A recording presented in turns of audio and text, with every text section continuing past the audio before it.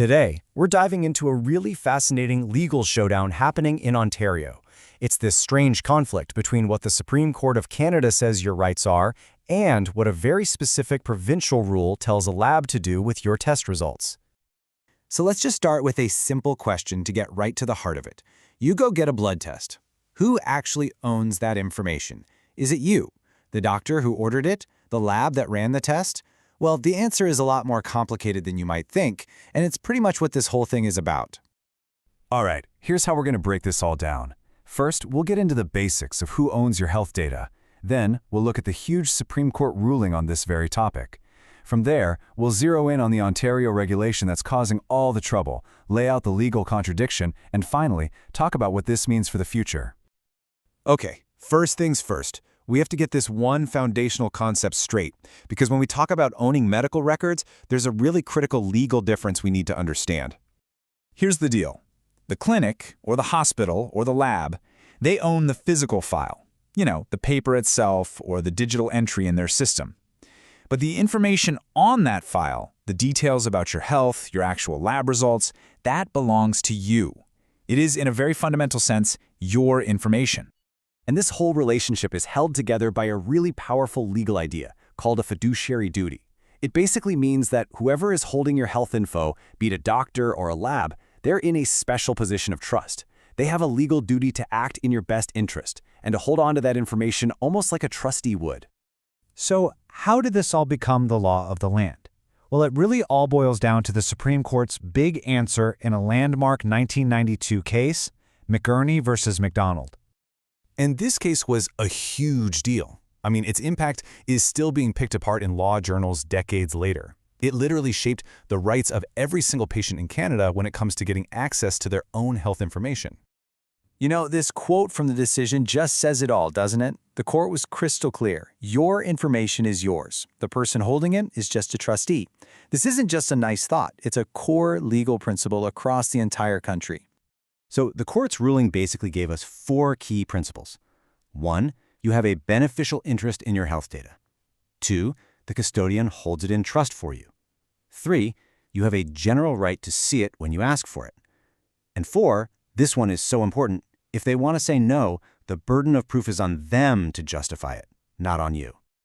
And the bar for saying no is incredibly high. We're not talking about it being inconvenient or against some internal policy. The custodian has to prove there's a significant likelihood of substantial harm if they show you the information. That's a standard that is very, very rarely met. Okay, so keep that strong Supreme Court decision in your mind. Now, let's pivot to Ontario, where one specific regulation throws up a huge roadblock, especially when it comes to your lab results.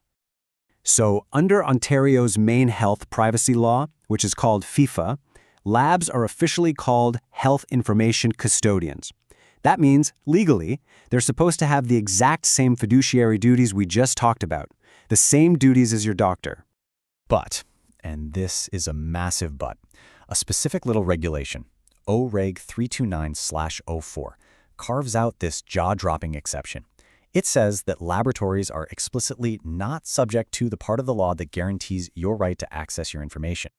And this shows you exactly what happens in the real world. You, a patient in Ontario, ask the lab for your results.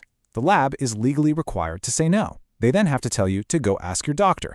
So you're stuck waiting, unable to directly get information that, according to the highest court in Canada, is fundamentally yours. So, this brings us right to the core of the problem. A direct legal contradiction between a Supreme Court precedent and a provincial regulation. I mean, just look at this side by side. On one hand, you have the Supreme Court of Canada saying there's a fundamental right to access, and the only reason to deny it is a risk of harm. On the other hand, you have an Ontario regulation that says, for labs, it's a blanket no, and harm has absolutely nothing to do with it. These two positions just can't coexist peacefully. And that raises a huge legal question, right? Even though this regulation is technically on the books in Ontario, can it really be used to create a barrier to a right that was so clearly established for all Canadians by the Supreme Court? Well, here's the thing. Many legal experts argue that the regulation is legally unsound in application. Why? Well, for one, it completely clashes with that principle of beneficial ownership. 2, it just throws out the whole case-by-case risk of harm test. And 3, it actually forces the lab, the fiduciary, to act against the patient's best interest by making them wait. So where does all this leave us? I mean, this legal fight isn't just some academic debate. It's creating real-world inconsistencies and really pointing to the fact that something's got to change. And here's the real kicker. Despite this Ontario regulation, many private labs, even in Ontario, not to mention other provinces, already give patients direct access to their results through online portals. This proves it can be done safely, it can be done efficiently, and it's where the entire industry is already headed. So let's sum it all up. At the end of the day, Ontario has a rule that is in direct conflict with the fundamental patient right set out by the Supreme Court. It's creating confusion, and it's creating pointless delays for people who just want their own information.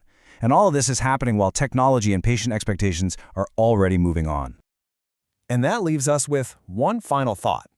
In an age of digital health, where we are all encouraged to be empowered and take an active role in our own care, isn't it finally time for our laws to catch up and guarantee us all direct, immediate access to all of our own health data?